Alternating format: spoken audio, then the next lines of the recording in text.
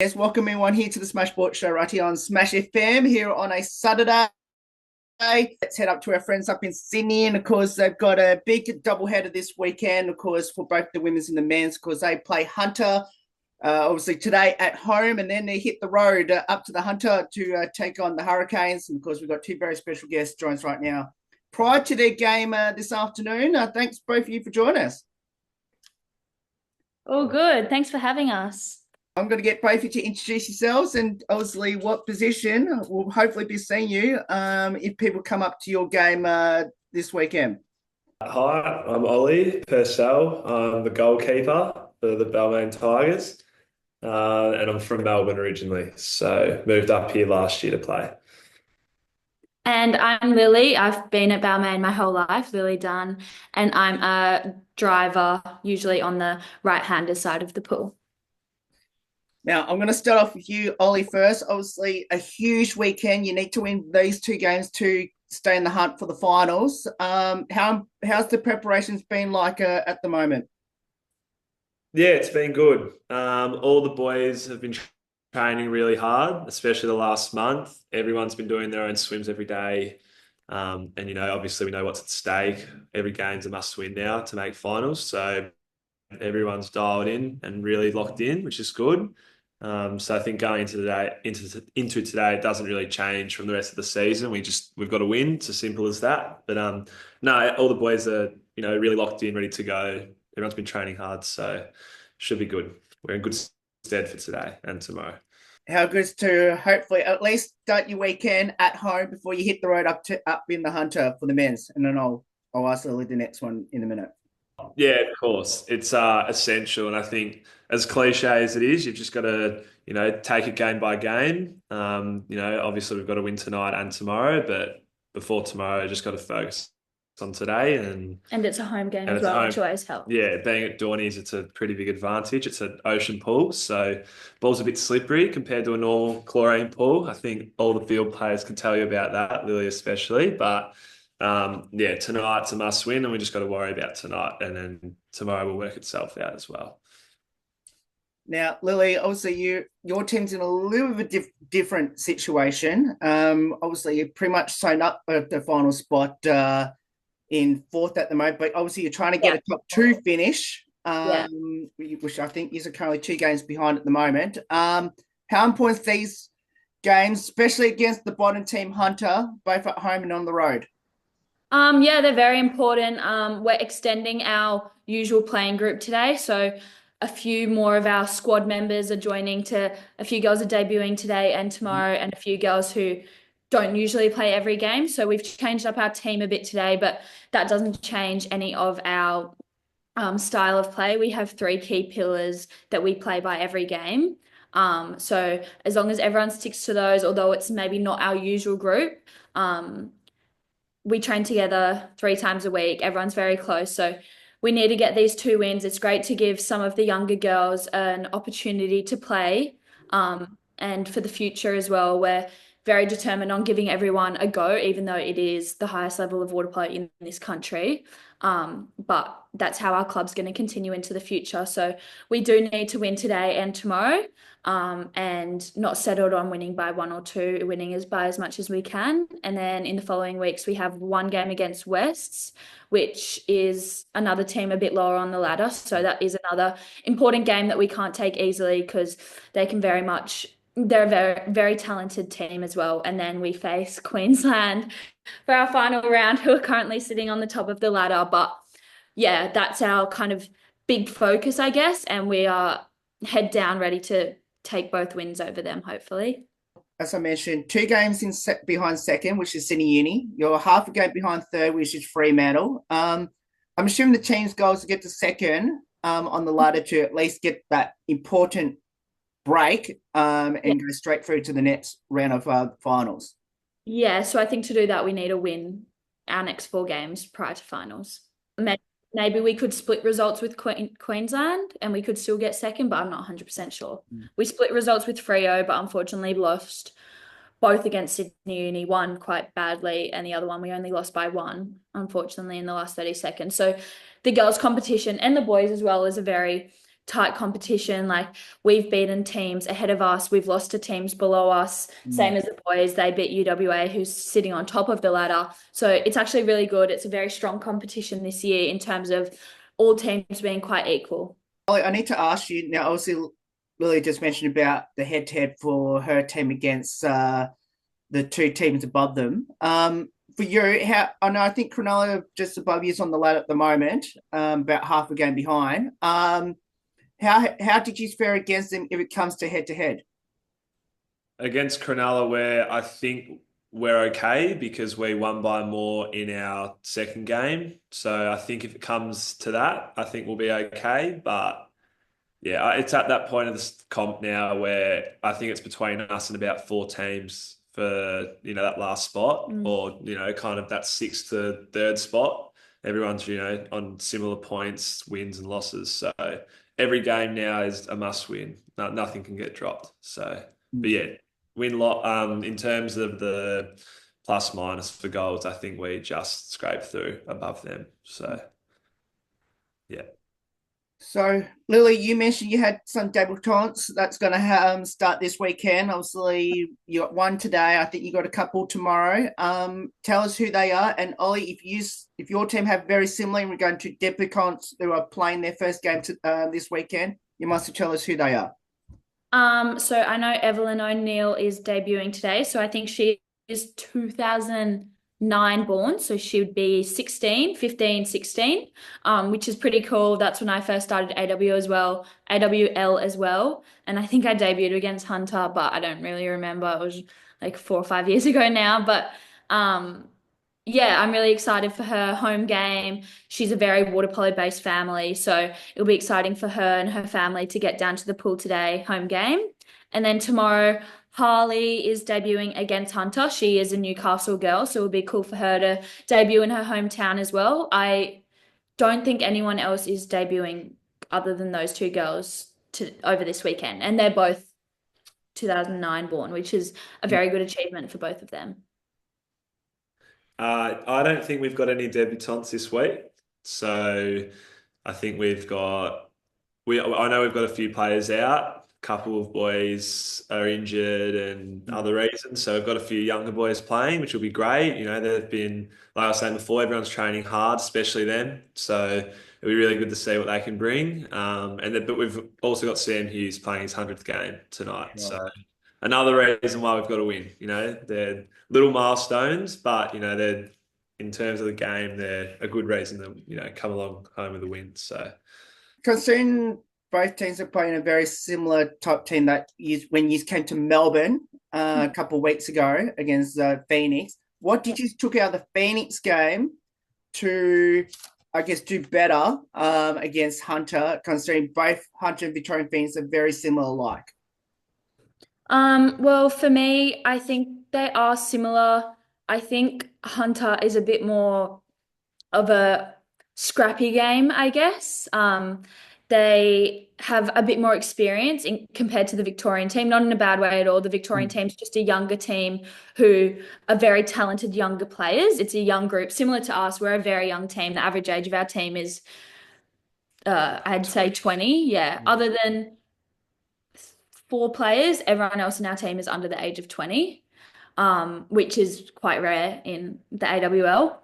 So we also have a very young team. So whereas Hunter has an older team experience, things like that. So trying to, I guess, cheat certain things or things like that, some of the older girls in the Hunter team would pick up on. So we need to be careful for that. And they also have some very talented shooters. And yeah, I think it's just experience. Girls who've played in the competition for a long time, they know the game so well that whether it's their fitness or other things, they can almost get around that because of their IQ in the water. So I think being careful about that and, for example, not shooting while someone's driving or not cheating to go on counter attack early, things like that, we do need to be careful with today.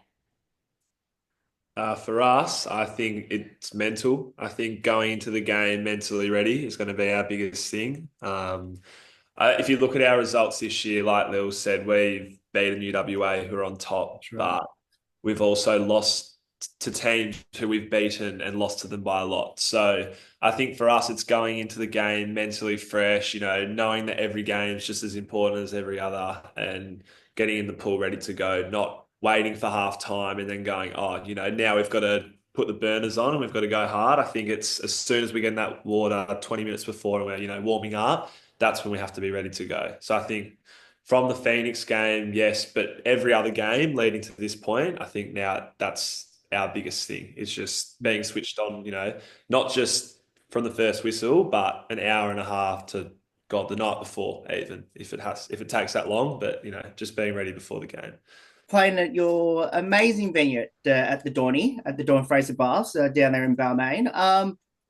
Tell us what is unique about that venue that gives you the home pool advantage over the others. Well, I've grown up at and around that pool. I live 100 meters away. It's really all I know. I kind of started watching my mum and her friends and people playing there. And yeah, always on a Saturday or Sunday would be there all weekend watching the water polo. There used to be Balmain Swim Club or Dorney Swim Club on a Saturday night, which was just barbecue all the local kids, and then all that same group of kids I've kind of grown up with, and most of them played water polo throughout their teens, and a large majority of them are now in the National League team or a second grade team or still playing socially, but there is a fair few girls and boys who are now in the AWL team. So I find that pretty cool that there's this kind of core group that we've all grown up with since I was 4 years old, and now we're all standing alongside each other, boys and girls, in the National League. I think that's pretty special and unique about Dornies. And yeah, there's just so much history with it. Like, I always think of the people that played there before us, some of which have gold medals, some of which have gone on to do 4 Olympics, things like that, being world-class water polo players. So I think that real sense and being in touch with that community part of the pool and the club is, I think, the most special thing about Balmain. For me, well, as I mentioned, I'm from Melbourne, so I've only just started playing for Balmain. So I'm still not reaping the benefits of this home ground advantage at Dornies because the ball's so slippery and I'm not used to it yet. But I just think even being here for such a short time, just the atmosphere when you play on a Saturday or a Sunday afternoon, it's unreal. Yeah, I don't think there's another pool in Australia. Yeah. I know people complain about it and things like that, but if you look at all the European pools and everywhere across the world, they all have these like awesome pools with this like vibrant environment. They get massive crowds and things like that. And I don't think there's another pool that I've played at. Maybe Bicton. I think Bicton is probably the next one I would put behind Dornies. I think they just have the advantage that it's chlorine, it never gets rained out. But I think Dawn Fraser and Bicton are definitely the most special pools in the country by a mile. And outdoor as well. No. And Sack outdoor. No. I But do. we have a barbecue, there's music playing, there's half of the suburb comes down, and then obviously all the water polo people. Whereas one of my other pools, it's just like the players' parents, a few people who know the sport.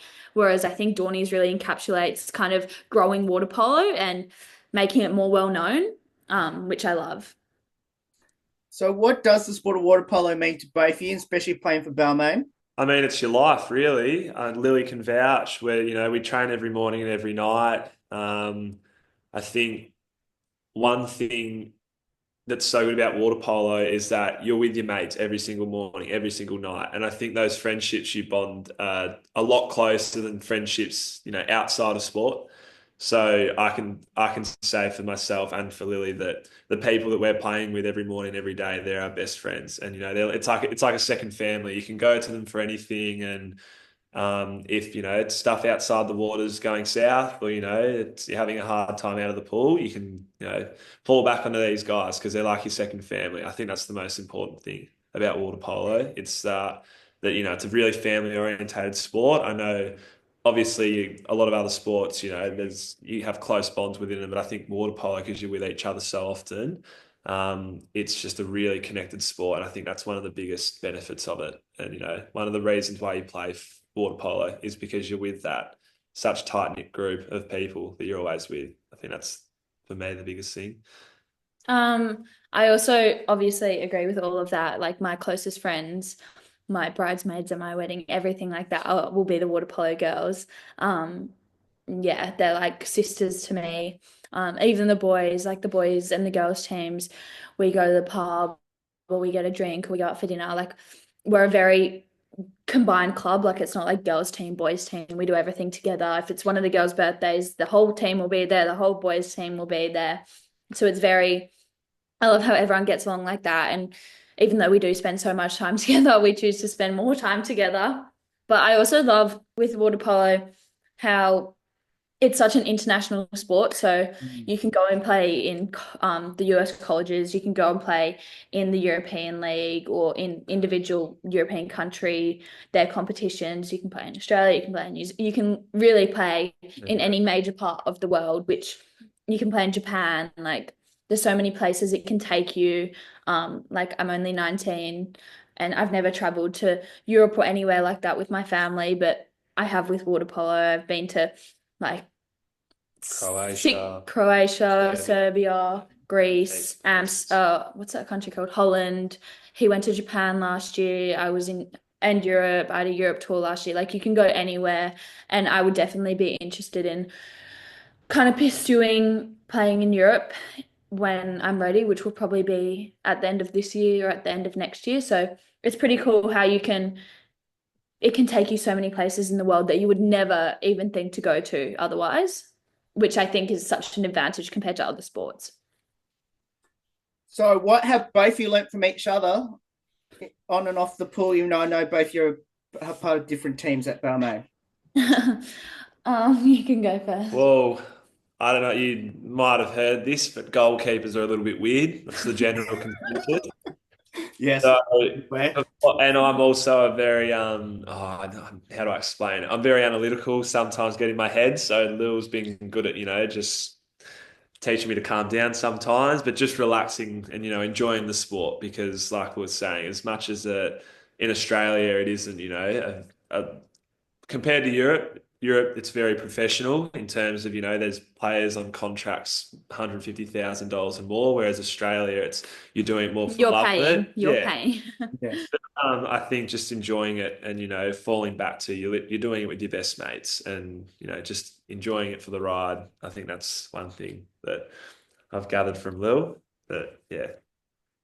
Um, Ollie, well, since Ollie came from, I guess, not a strong water polo state historically, um, Victoria, he had to do, there was no institutes that supported a water polo program that you were on an individual scholarship, but there was no, at the time, there was no water polo scholarship, water polo programs, I guess.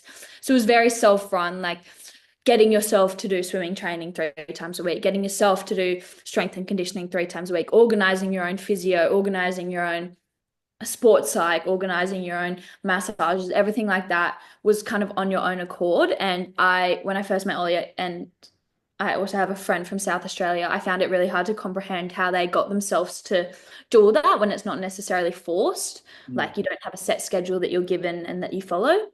And I had a change this year. I'm no longer doing the NSWIS water polo program. So I've started having to do my own gym and things like that with Marin, who's the Australian S&C Sharks S&C coach, which has been amazing. But I think knowing that Ollie had to do all that by himself for years and get himself out of bed to go to the gym for 2 hours by himself, get through the session, do those extra reps, things like that. I think that's taught me a lot when I've had to start doing that myself. And it's been really rewarding having someone who kind of knows that feeling, I guess.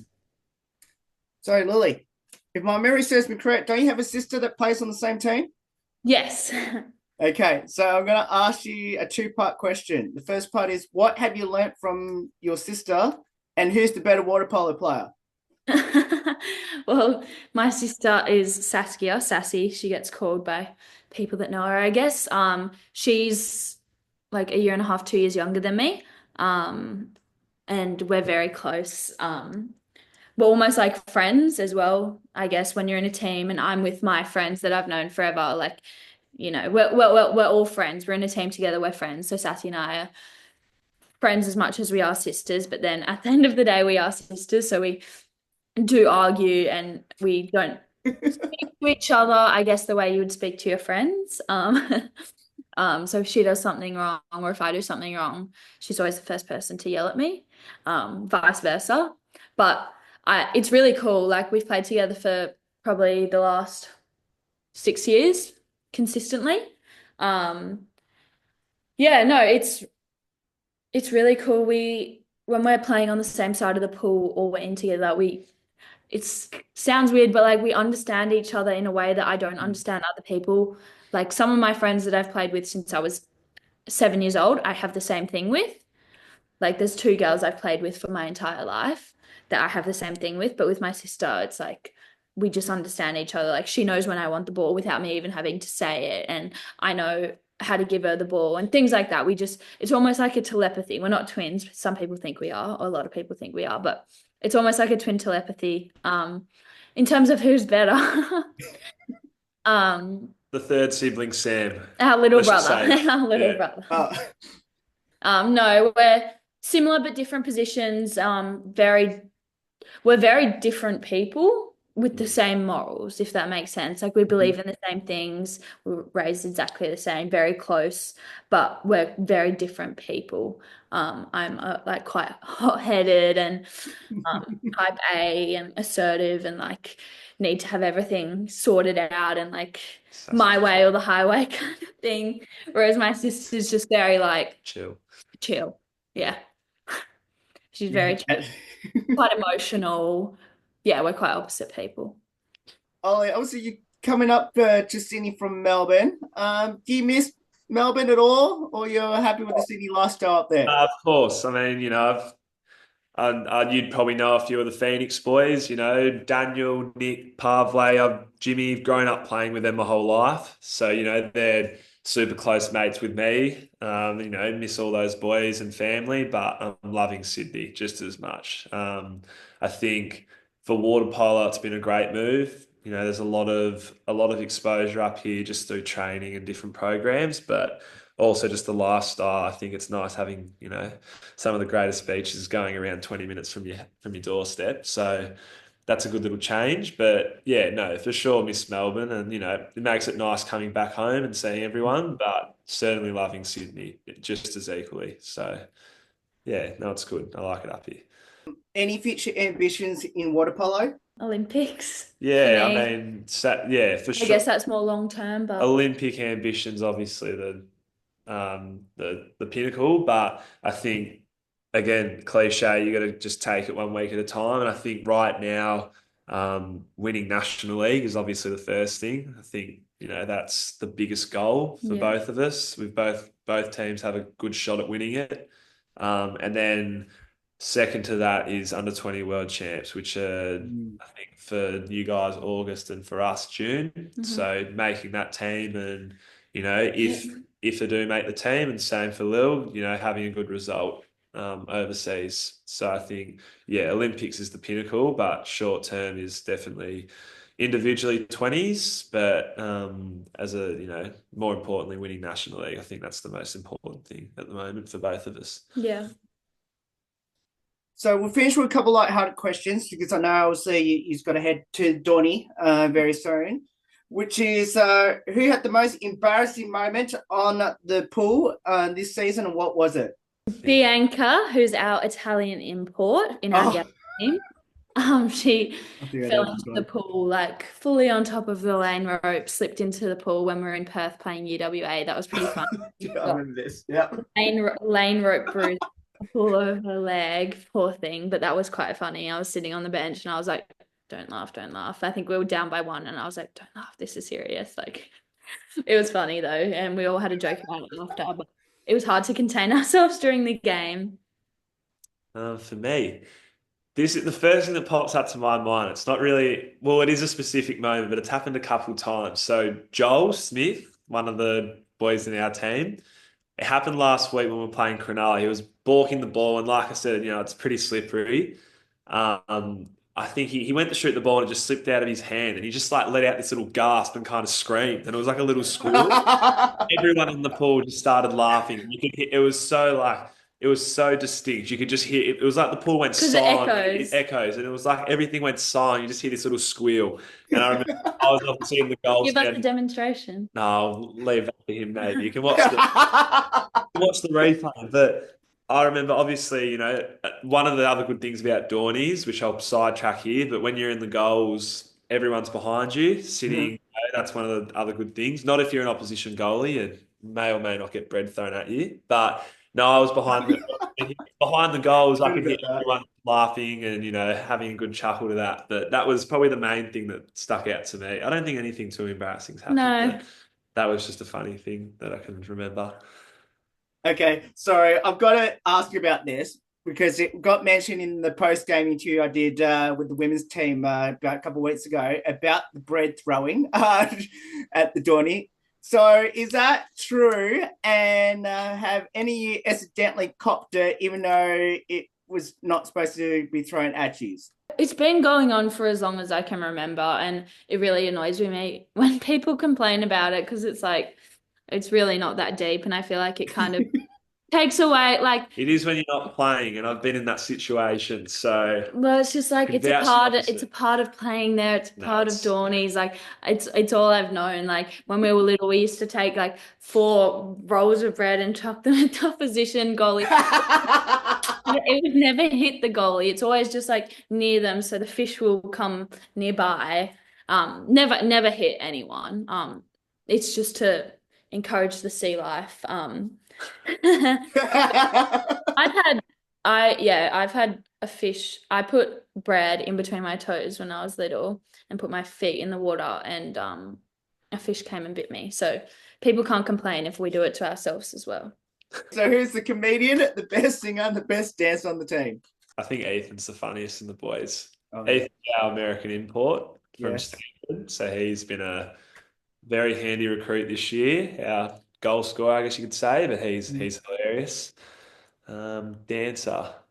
I wouldn't say dancer, but one of the boys, Sam Keatley, runs around chasing pigeons before games. So we'll say Sam Keatley because if he got onto a dance floor, you'd hope he's as energetic as he is before the game. And then singer, Like Joel. oh, yeah, probably Joel. Let's just say Joel. I was Who? going to say Connor maybe, but Yeah. haven't really heard anyone sing, which is probably for good reason. So we'll just stick with Joel. But yeah. Our comedian. Who do you think's the funniest in the girls' team? I'd like to say myself. No. You got mentioned, by the way, in one of these questions. Oh, good. For the team. I don't know who the funniest is. I think we're all quite funny. Yeah. We all bounce off each other, not in a great way. Like I feel bad for people who are around us. Yeah, it's like you say a bad joke and then I feel bad for people that have to listen to all of us on the plane and stuff. But dancer, who's always dancing? Um, well, this is not really this year, but the first person that comes to mind is Molly, who Yes. is pregnant now, but she was playing with us for last year. She's managing when she can. Yeah, I love Molly. She comes first to mind as a dancer, so I'm excited hopefully to get her back in a season or two if she wants to, but if not, I guess I'll have to wait 15 years for a kid to be a water polo player. And then singer, probably our car. So when we go on road trips, we have Oh, two. yes. They're usually pretty similar cars. My car is usually me, Harry, who's our coach, Jen, who's his partner, and our goalkeeper, Sassy, my sister, Taylor, Zoe Thomas, Indy Smith, and then it kind of depends who else, but that's usually the very loud car. And yeah, we just put full volume and just sing poor Harry and Jen, but I think that's a group answer. Last one before I let you go, which is, do either of you have a pre-game superstition, ritual, or routine? Considering I know the women's game's at 4 and the men's are at 5:15 this afternoon. No, it's okay. I live like next door to the pool. It's fine. Have you got half an hour? Or yeah, No, depending on how long this will go. I've got a fair few. I used to be a lot worse. I've got a pair of shorts that I have to wear before every game, just pre-game superstition, and always tape my left wrist. That's two of about 100, but don't have time to get through all of them. But yeah, lucky pair of shorts and tape my wrist before every game. I'm similar. I used to have a lot, but I've kind of, with sports psychs and stuff like that, gotten over a lot of them. But one that I consistently do is like when we do our cheer at the start of the game, I have to have my hand on top of everyone. Yes. And then also like my reset in the game, like before I swim off, I'm doing the swim off, I have to bounce off the pool like once if I'm doing the swim off before it starts. Yes. Or another one I do is like a butterfly stroke as we're swimming off, but not if I'm the swimmer. But if I'm not swimming off, I'll do a butterfly stroke while the swimmer's swimming off. Those are just some things. Another important one is I always have to have one shot, like when they tell us to cap up and everyone's swimming in, I have to shoot from the left hand, position 4, cross cage, bounce, top corner, and then I can play. But if I miss that, it means that I'm gonna like miss all my shots. So I have to get that one in and then I'm done. I just have to finish on a successful shot before the game starts. Okay, I didn't know about that last one, but I did know about the other two previous to that when you were in Melbourne. Yeah. But both of you, thank you so much for giving up some of your time to join us. Obviously, best of luck this weekend. Obviously, a very important game for both your teams in regard to finals. And let's hope for the UTS Balmain Tigers that you can get the job done firstly at home at the Dorney and obviously up in Lambton against Hunter. Yeah, for sure. Thank you so much. Thank you. Cheers. Thanks for having us. No worries. And that's Lily and Ollie there joining us from the UTS Balmain Tigers. Because if you want to get to their games this weekend, of course, we'll put all the details up on how you can get up to the Dorney and obviously up in Newcastle tomorrow. And we're on TikTok now. Balmain has a TikTok. It is UTS Balmain WPC, Water Polo Club. There you go. So obviously you can follow it, of course, the Tigers on the socials as well. There's more on the Smash Sport Show right after this. Don't go away. Here